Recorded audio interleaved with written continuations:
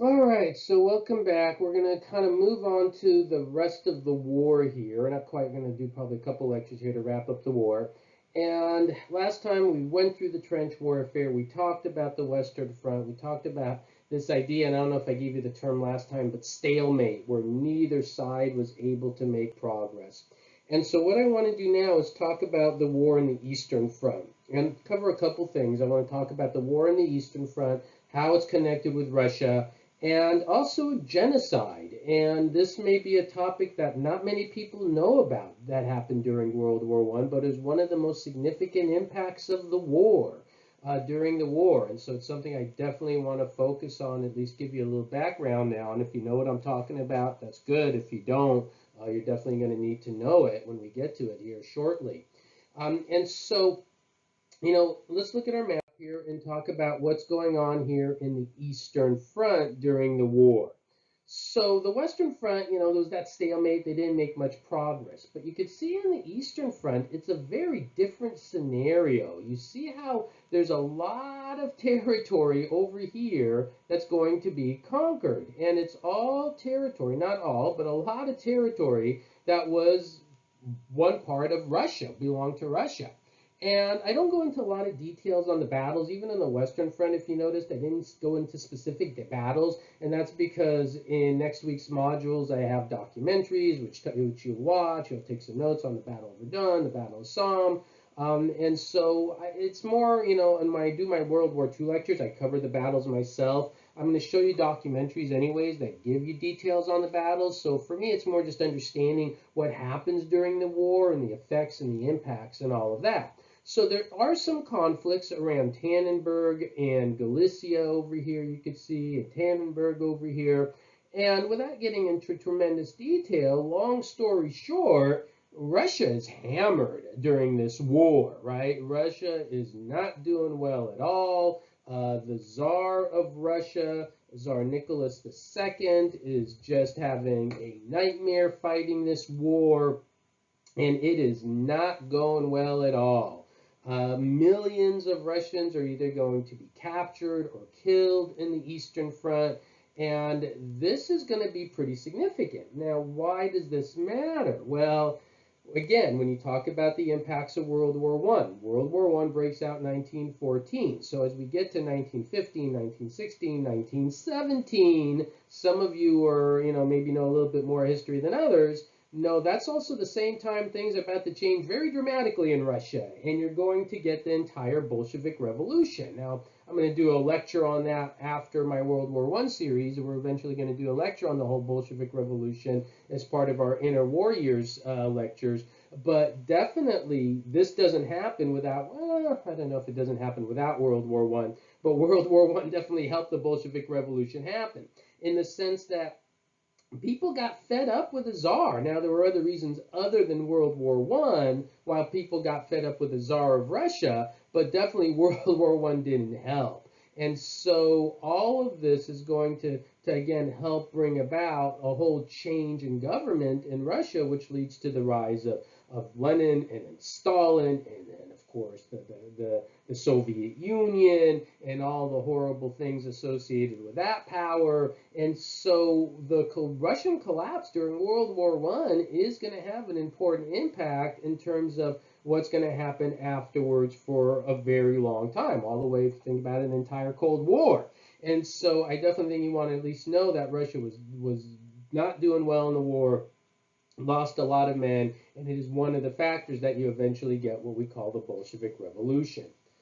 Meanwhile, while the Eastern Front is going very poorly for Russia, there is one other topic I want to briefly cover in this lecture in the East, and it has to do with the Ottoman Empire.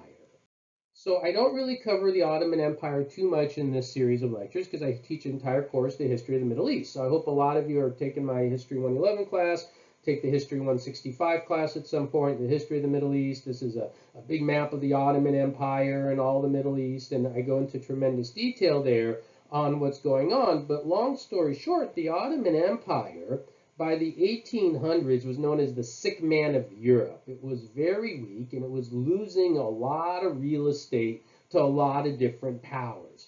And what happened during World War One regarding the Ottoman Empire is one of the great horrors of the 20th century that a lot of people don't even know happened.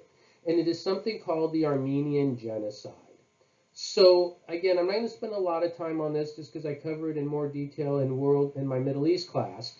But there's a region over here that I just circled, basically between Russia and the Ottoman Empire. Remember, the Russians and the Ottoman Empire were on different sides during the war. And in that area, there was a large population of Armenians, Christian people who lived within the Ottoman Empire. The Ottoman Empire is, of course, dominantly a Muslim civilization.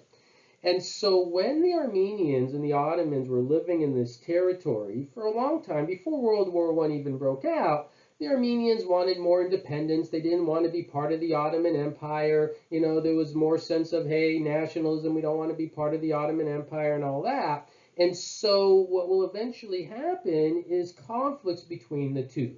And when World War I broke out, the Ottoman Empire saw this as a dark opportunity. They used World War I as a time to go and deal with their Armenian problem by simply massacring the Armenian people. Not in battle, not in war. Simply rounding up old, young, women, children, civilians, and massacring them. We don't know how many. There is definitely a bit of dispute in terms of the numbers, anywhere from 500,000 to 1.5 million. You know, the reason there's dispute with numbers has to do with census and who was keeping track of the numbers. But I think it's very safe to say that there were probably a good 1 million human beings who were taken just because they were Armenians, and they were killed, murdered by the Ottoman Empire. What is really frightening about this story is that today the leftovers of the Ottoman Empire, Turkey, actually denies this ever happened. So, you know, most people, I would hope, are familiar with the Holocaust and the evils of the Holocaust. But to this day, you're never going to get Germany saying, oh, the Holocaust didn't happen. Germany always acknowledges the Holocaust happened. It is, you know, the darkest moment in their history. Turkey today denies it even happened. And that is really frightening, considering there is more than ample evidence that it took place. We have images, we have testimonials. And, you know, it's so important because actually, you know, Hitler learned about the Armenian Genocide. And one of the things Hitler was reported to say one time to some of his folks is that, you know, nobody cared about the Armenians. No one's going to care what I do about the Jews. And this is such an important point to understand in terms of these genocides that do happen historically. You know, they happen multiple times. And in this case, the Armenian Genocide is one that's not very well known. So it is definitely an impact of World War I. I'm going to show you, again, in my the documentaries that I'm going to show you next week, there's a little bit more detail on it as well. But if you want a lot more information on this, there's plenty of resources out there that I encourage you to check on. And of course, you know, in my History of the Middle East class, I give you more information on that too.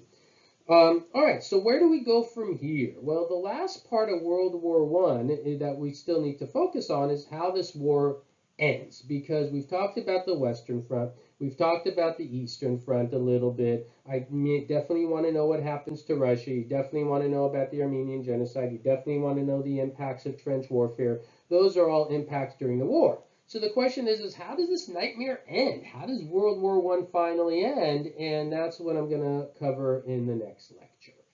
Okay, so that's it. We'll talk at the end of the war in the next segment. Thank you.